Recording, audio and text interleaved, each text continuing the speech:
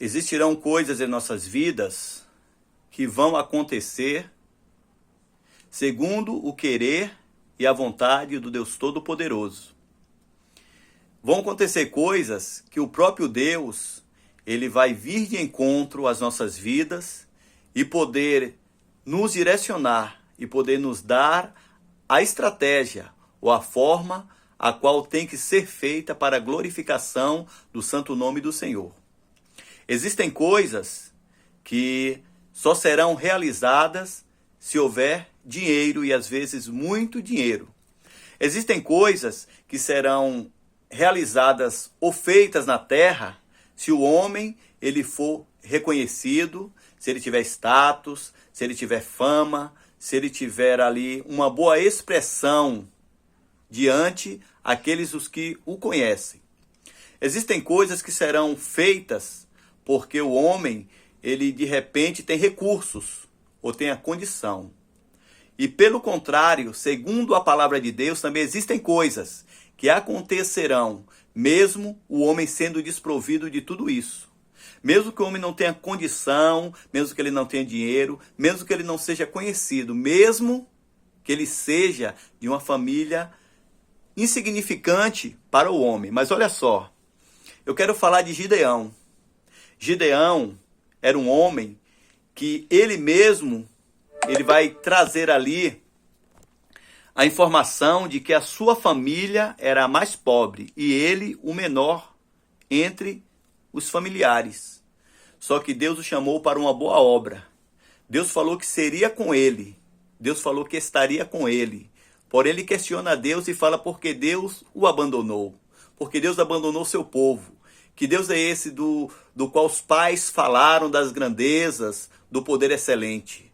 Só que Gideão ele esqueceu que não foi o Deus que abandonou, mas o povo que abandonou a Deus. E Deus veio com um propósito sobre a vida de Gideão para poder exaltá-lo.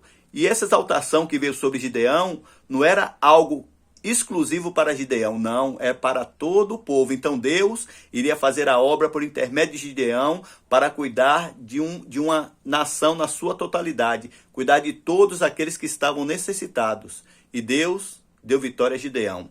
Olha só o que diz no capítulo 6 de Juízes, no verso 15.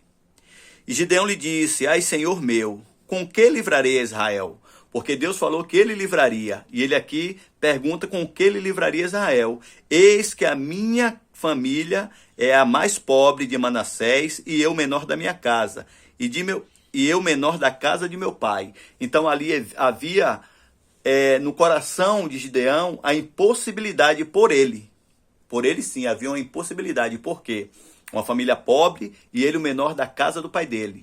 Só que para Deus não tem essas questões, não tem esses negócios, porque sabemos que Deus, quando quer fazer, ele faz e pronto.